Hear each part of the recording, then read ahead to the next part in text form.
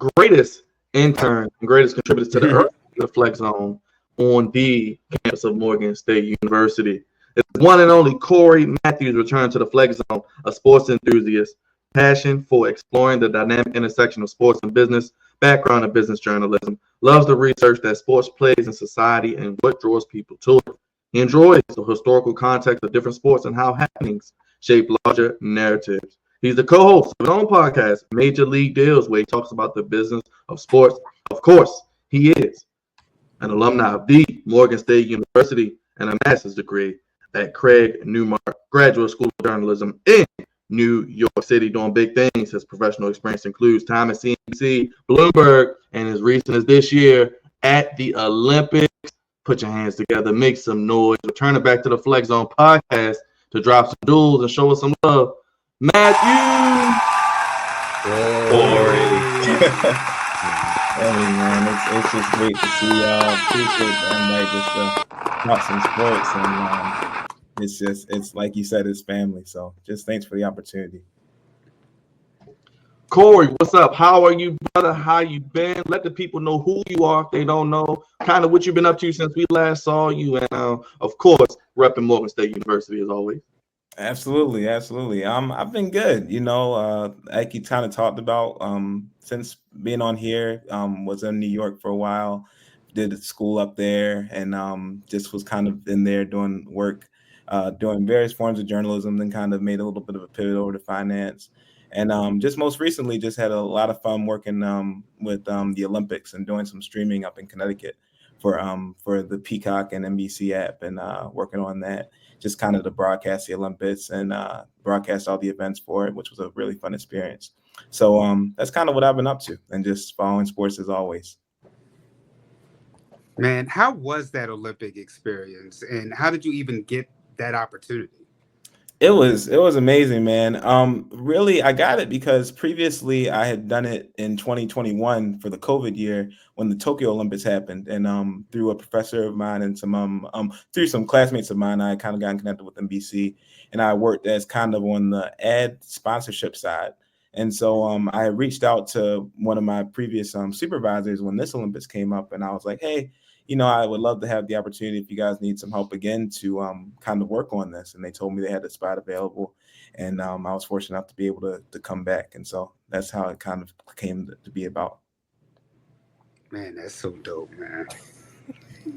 Well, what was your biggest thing that you experienced in Paris? Well, so let me I gotta correct that first. I wasn't quite in Paris. I was in Connecticut with at NBC Sports headquarters, so I wasn't able to quite travel there. But I think the biggest thing was just it was cool because like we were just streaming all the events, so to actually see all the events get streamed and to see all of them, be able to be kind of played out. That was a really, really fun experience to see. I think it was pretty much all the events that we streamed. So to see like events that I had never really followed before and that were first to the Olympics, like break dancing, rock climbing, yeah, like to see all those different. Roger's favorite. That's Roger's favorite, the break dancing. Hey, thumbs up. Yeah, no, thumbs down. Hey. Thumbs down to that. No. So to see that and to really just have the opportunity to do that, it was a fun time to do that. All right. What about me and Cravante's favorite, the curling? That's the winter. Oh no, it's winter. That's winter. Yeah, winter. That's winter. That's winter. Yeah. So go Google it. Couple years. Go Google it. Look, we gotta do it, Karate. We gotta one time for the one time, baby. They be moving that goddamn thing. It's funny because I can't even tell who winning in that jump for real. But they both be going at it, man. It looks very, very entertaining, for sure. But man, Korey, man, I'm just so proud. Like I am like a proud older brother, man, because you've been an intern with us and seeing how much you've grown, like education, finance, and just exposure. It's really, really, really a sight to see. Please tell the good people what was your favorite part about working with the Flex Zone podcast? Give me something, man. And I think my favorite part was just the opportunity to learn every day, and just like seeing you guys with what you did now and how you guys came up just now with your intro and everything, just seeing what it means to put together quality work and taking seriously what you do. Like I think whenever people talk about Kobe, they always talk about how he just kind of tried to pursue excellence in everything he did. And I think that's what I really learned just from being on this show, and just seeing how it's come from when it first began, when it was in the early episodes to now, 9 years later. Like there aren't many shows that can ever, talk about that for having that kind of longevity and to have that and what you guys have shown, the commitment you guys have shown to it. That's truly inspiring. And I can say without a doubt that you guys have shown that same commitment from day one when, it wasn't even all this that we're seeing now. So that for me is the biggest thing that I took away from my interning experience and what I just try to emulate every day going forward. He makes us sound right. good. Get a little the single tear, man. Trickling down your cheek. Yeah. That was amazing. Great answer, Korey. That is, man. Dang, boy, you should run for politics, man. Talk about that's one of them Westmore speeches right there. What do you? That boy good right there. That boy good. Oh my goodness. What are you currently working on right now, Korey? You got anything? So currently I'm kind of looking at the next opportunity. I have some things that I'm gotten lined up. So looking forward to hopefully pursuing those. Just kind of getting some rest right now and applying for a few things. Also still working on the podcast that I'm working on. And so those are kind of the main things that I'm doing right now. And tell us more about this podcast that you're working on. What the podcast you are working on? Yeah. So it's called Major League Deals. Started it with a friend of mine from grad school a little bit, and really kind of were heavy into it earlier. I'd say toward the beginning of this year and like end of last year. We kind of took a little bit of a break from it for now, but we're looking to get back to it just because of time and things, factors like that. But the cool thing about it was we both met in grad school and we both did business journalism and we were both big sports fans. And so we were talking and we were like, we've always liked the business side, as I'm sure all of you do, of sports and just what goes into it. And so we were like, hey, let's start a podcast about, the business of different kind of sports contracts and what goes into salary caps and, the behind the scenes of ownership. And it's been fun. We've talked about topics like, when Michael Jordan signed his first contract, how he had that, for the love of the game clause that allowed him to play basketball anywhere, or, talking about how the Colts moved and what was behind that move and things like that, or like, the business behind wrestling and how that's changed so much. So I think that's the fun thing about, looking at the business of sports. It allows you to look at any sport because every sport has some kind of business angle, and seeing how it connects with culture and different things of that sort. It really shows you kind of why people care about sports too, and what makes them watch it, and ultimately what makes it profitable. So that's what we try to dive into in our show a little bit. Man, let me ask you this then, because you mentioned wrestling. What do you think has been the real major change behind the regrowth of its popularity recently? Of wrestling in particular? Yeah. So, I have to say, first of all, that I'm definitely probably not as well versed in that as you guys are. But for me, as a casual fan, I think social media has been one thing. I think obviously, like all sports, I think wrestling has done a good job of taking advantage of social media. I think another thing is a little bit of the sports documentary space. And I think some sports documentaries have really made wrestling and kind of the behind the scenes of it a little more interesting and accessible to maybe the casual fan. And I think also going forward, that's going to be interesting because, growing up as a kid, I always had my thoughts of wrestling and, what is this, the kind of separating the real from the fantasy. And I think as wrestling kind of, goes through a little bit of a rebrand, it has a chance to maybe attract a different type of fan than it did in the past. And so that, might be kind of a convoluted answer because, again, I'm not the most well-versed on wrestling, but I think that's been what has helped it kind of restart itself in the recent years. Good right. stuff. Yeah, Stuff. that is. Well, I got transition, man. We got to talk about these Ravens, bro. I mean, it was a tough game yesterday. A really, really tough game. I was there. But as the thumbnail says, man, what are your thoughts on our Hall of Fame kicker Justin Tucker? I've been really harsh with him. That's what I've been told. I've been extremely harsh. But what are your thoughts on the team overall? Let's just say that. What are your thoughts on the team? They're 8-5. They're going into a bye week. What are your thoughts on the team, Korey? So I'll start team. I mean, I think team overall, I'm not too worried. I think the biggest reason I'm not too worried is because in years past, when the Ravens have gone into the playoffs as a 1 seed or 2 seed, they tend not to do well, or they tend to come out flat.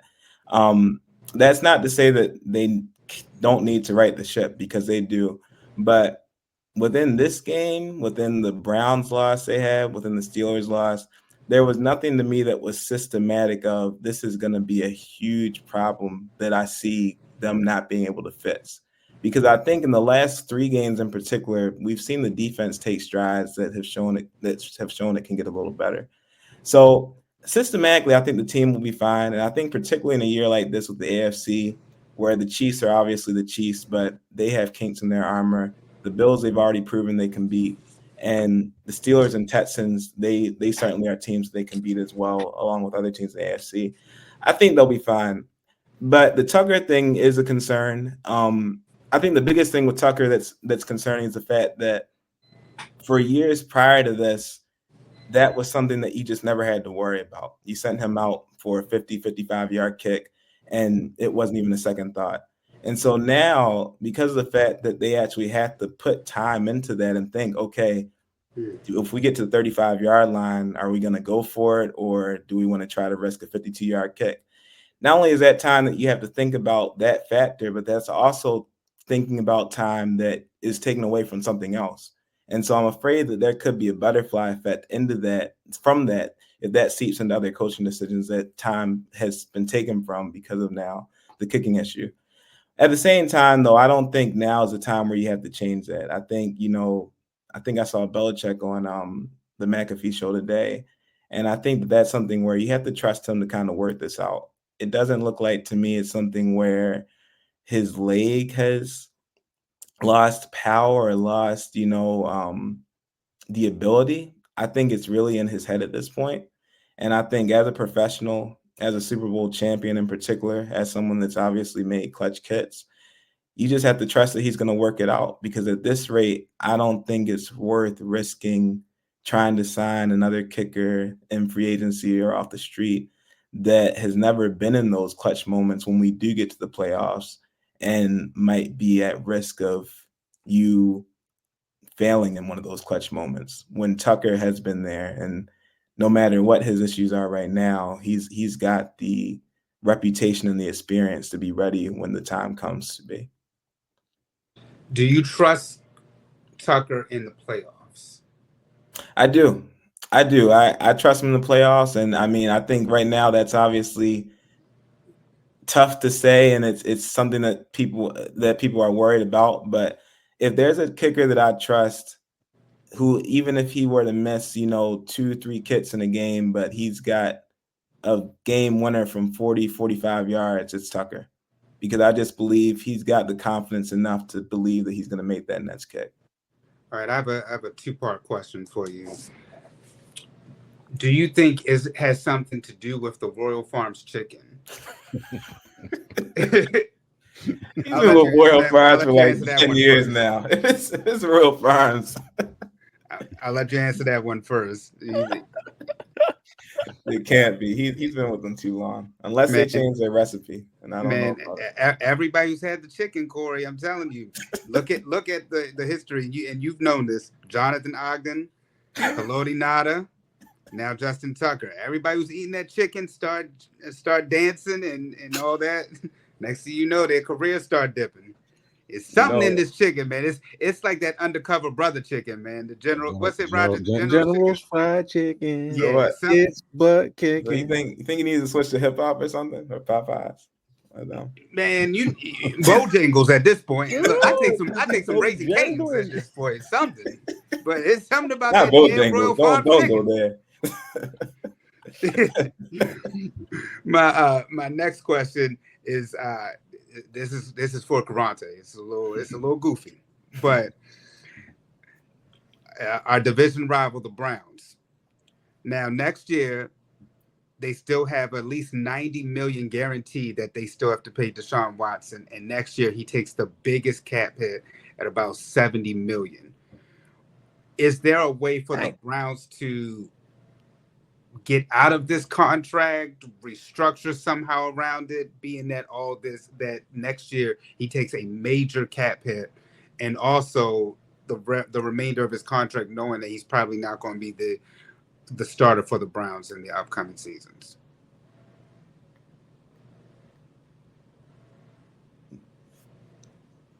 Did you hear the question, Corey? Oh, I thought that was for Cavante, you said. Oh, it's for Oh, no, I'm sorry. I knew Cavante would love it because of the goofiness behind the Browns. That horrible contract. Sorry about that. Could you repeat it one more time, though? So the Browns, with next year, Deshaun Watson takes a $70 million cap hit against for the Browns, but he still has $90 million total against the cap that they have to pay him. Is there a way for the Browns to either get out of this contract or restructure it so that way they can delay paying him further down the road, because he doesn't seem to be the quarterback of the future for them?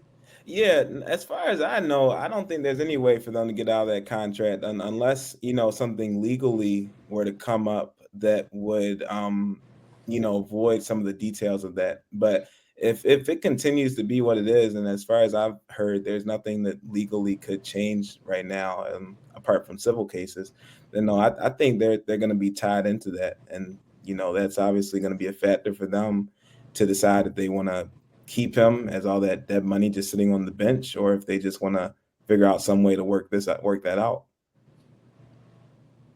Yeah, we've seen teams do that, like the Broncos taking that hit right now with Russell, but I mean the Browns, Jesus, that just was probably the worst contract maybe in all of NFL history right there.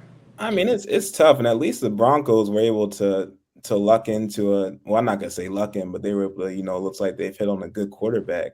At this rate, I don't even know if the Browns would be hitting on a good quarterback, and they've got other issues on that team. Like the Browns, they had a solid defense, not a bad receiving core, obviously a new good coach in Peyton.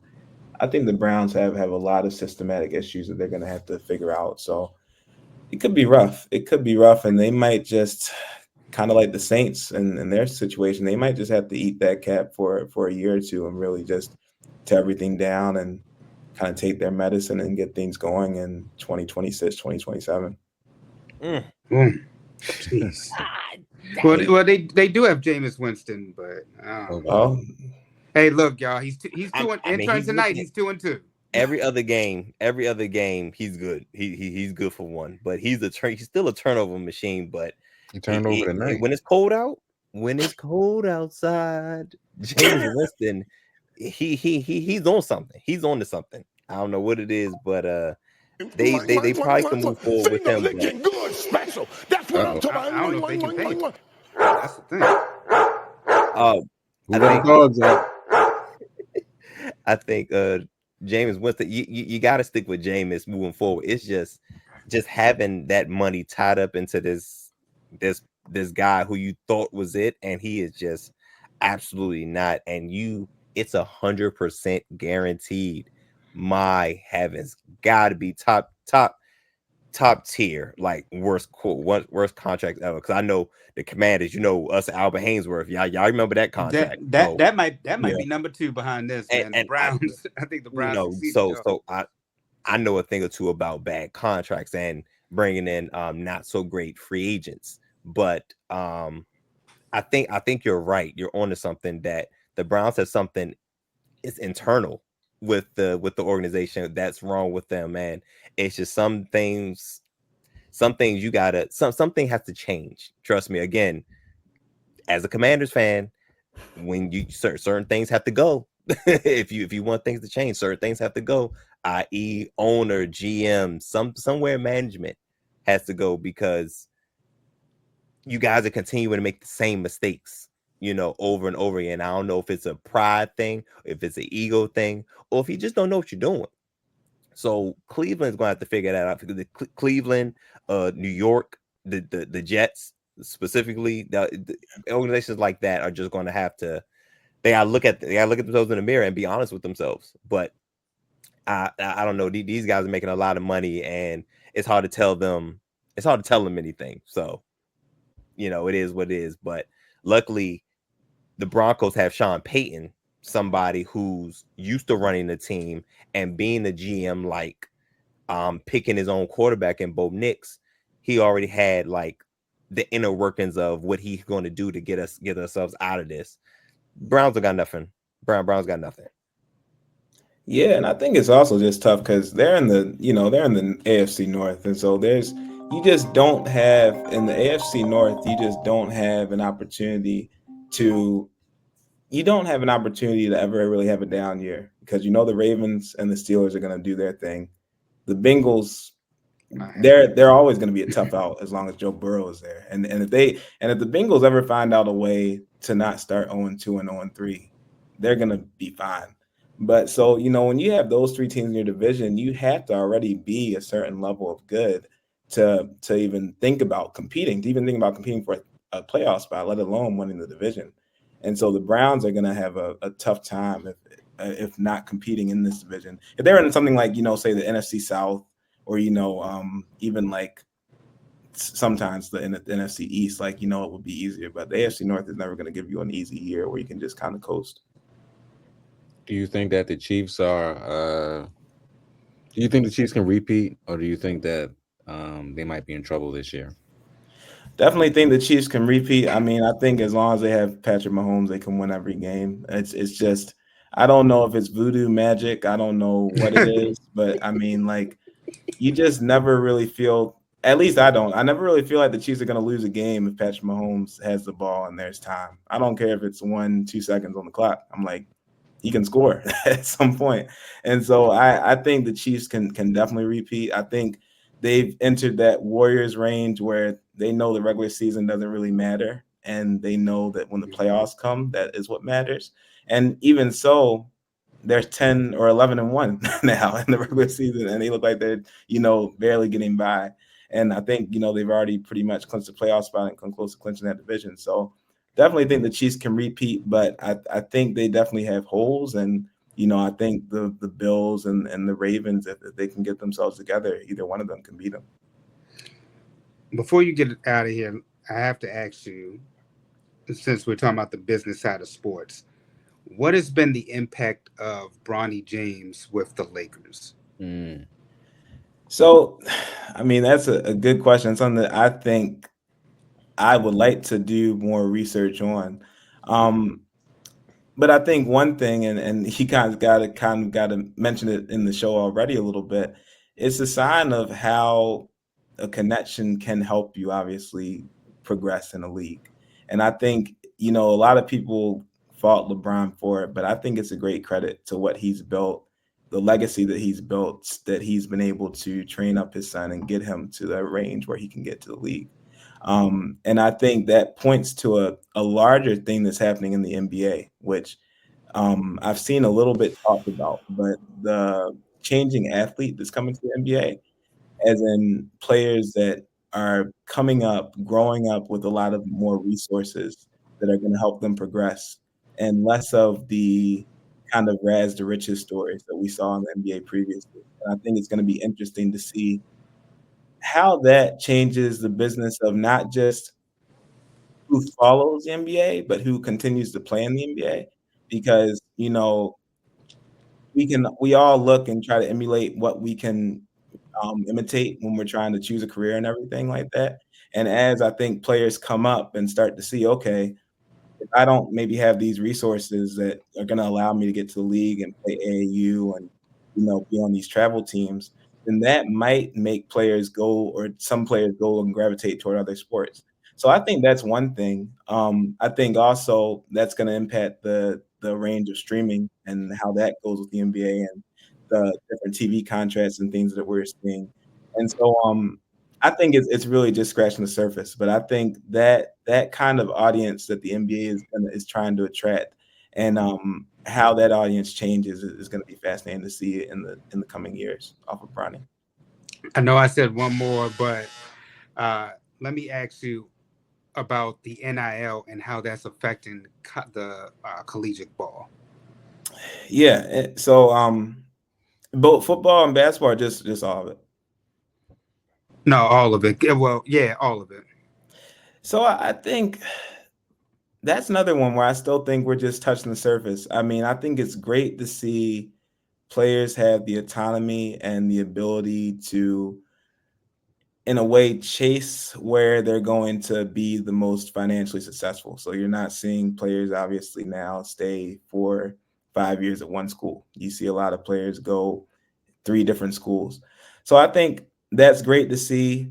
I do think it's going to impact the pro game a lot, because I think as we see players be able to make this kind of financial have this kind of financial well-being in college, it's going to make them not as in a rush to progress to the pros, because some players might feel they can even have a greater audience in college because of the way that their game might translate there than it would be if they were to go to the pros. And so I think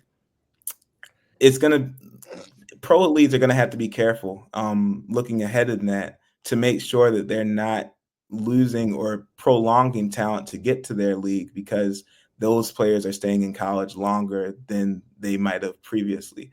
And also how that might extend the players that are already in the league's careers more, because they're not being replaced as quickly by college players as they might have been before. So I think that's another thing that, we're going to see the numbers and the ramifications of that probably 3, 4, 5 years down the line, but we're already seeing some of the early signs of that as players stay there more. And then also it's going to change a lot of, I think, the coaching. I mean, we already saw Nick Saban retire this year, and I think obviously he didn't say it, but I think NIL played a big part in his retirement. And I think it's going to continue to play a big part in a lot of coaches' retirement. And we're going to see a different style of coach than we've seen before in football and in basketball. And thirdly, I think, and I'm sure you guys probably followed this, like it's going to open up a lot of new or a different kind of position in college sports. I think it's Duke basketball in particular and Alabama football in particular. They both have kind of started this general manager position. And I think with Duke basketball, I can't remember her name. I think her name's Rachel Baker. I know her role in particular is really to kind of help players navigate NIL and kind of navigate those deals. And then Alabama football's guy, I can't remember his name, but I think he plays a part in that too.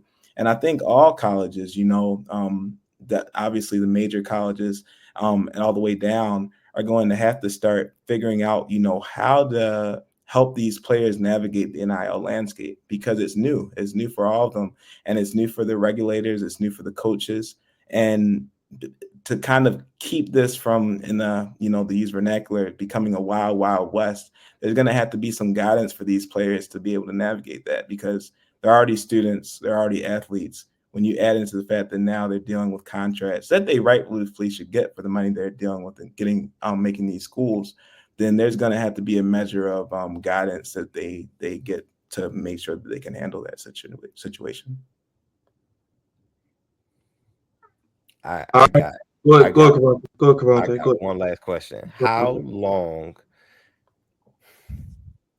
long do you think the G League is going to last with all of what's going on around? Because with Dre, with the NILs and the landscape of the NCAA, how long is the G League really going to last?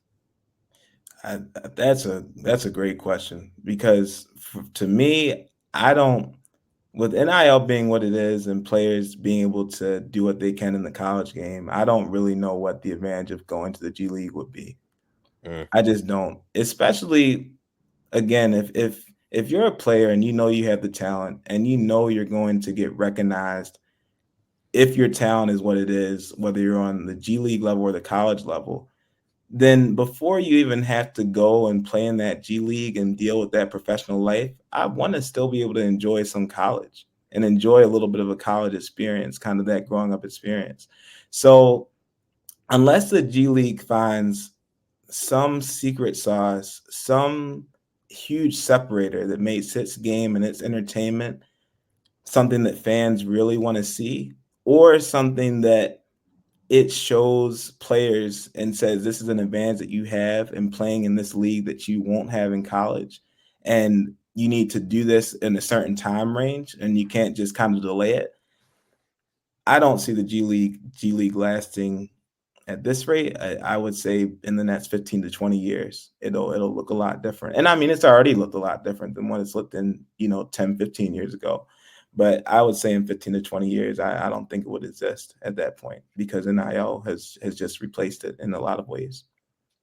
Shoot, I think you're being generous with the 15 to 20. I think it's the next 5 years. Because the NIL is booming. Like, I'm thinking 5 to 10.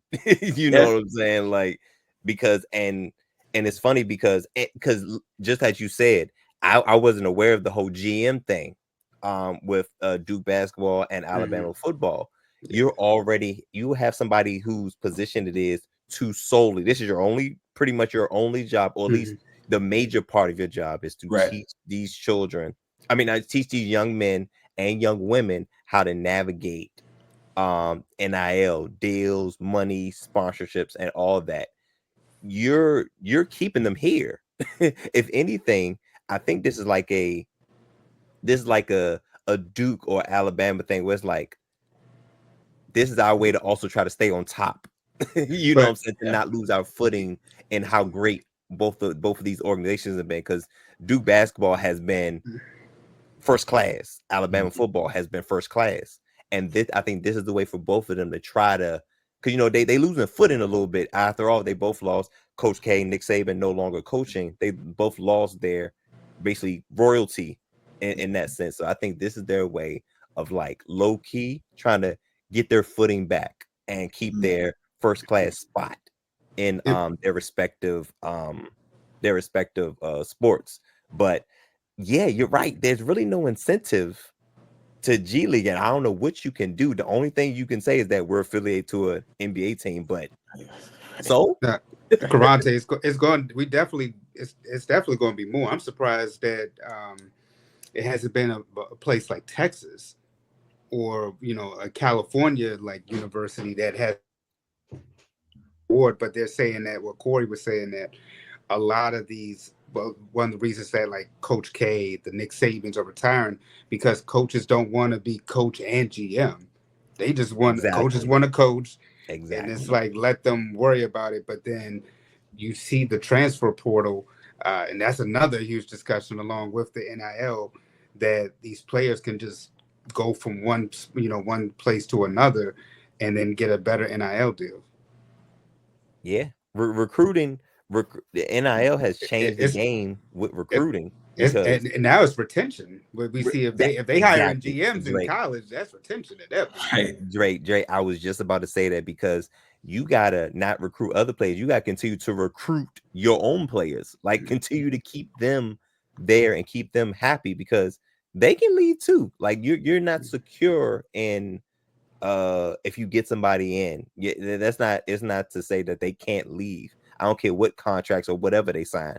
They can be here this year and gone next year. So that's a lot of headache I can imagine for a head coach. So getting a GM person probably could help, smooth that over, at least a little bit.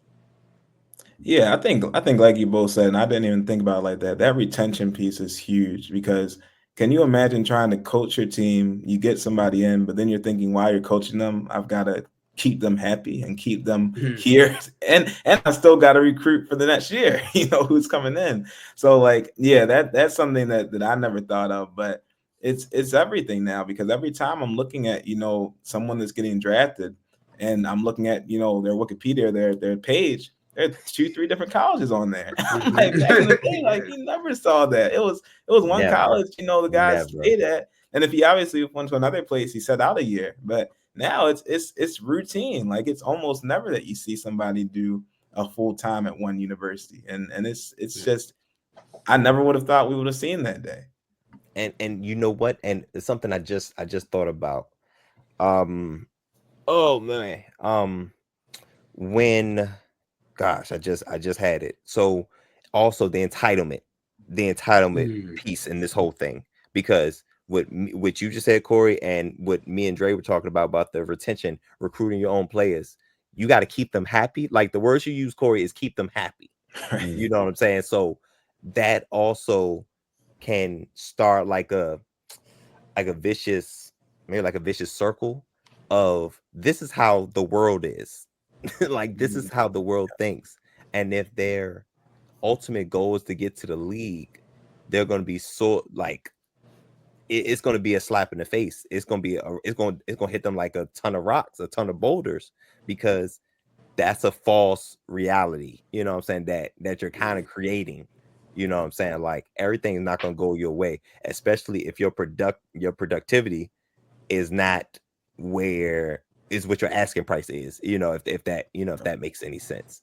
So, you know, that entitlement is going to be taken to the next level, and that's not necessarily, you know, the good thing for these young men going into these grown men, you know, realms and fields and all that. So yeah, and that is something. Yeah, no, I couldn't have said it better. You're absolutely right. Like it sets a slippery slope to because you're not always going to be able to get your way in the pros. I mean, you're never going to be able most of the time get your way unless you have leverage. And you know, and I mean, even going back to, you know, Lamar and his contract, we saw how that went, you know, and the leverage that he was able to employ.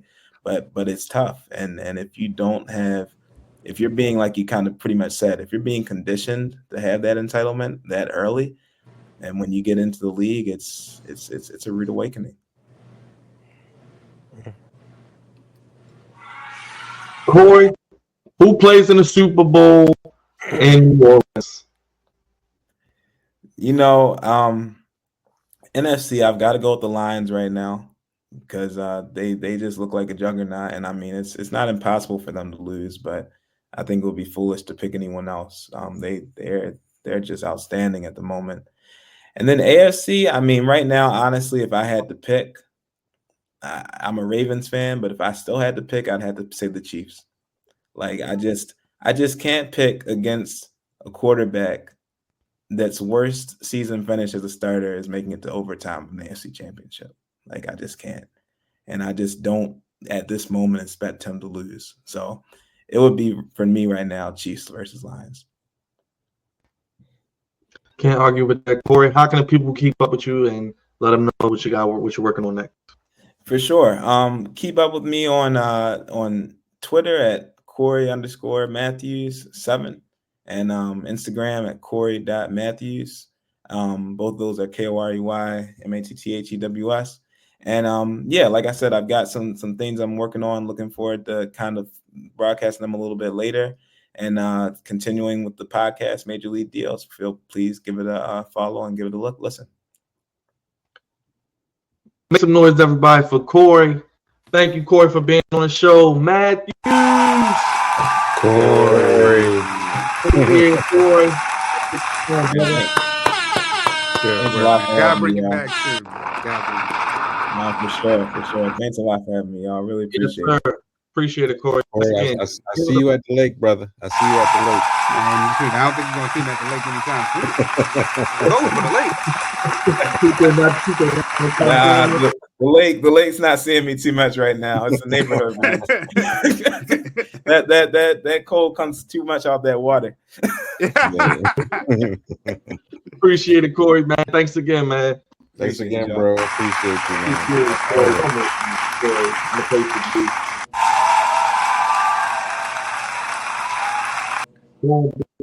man.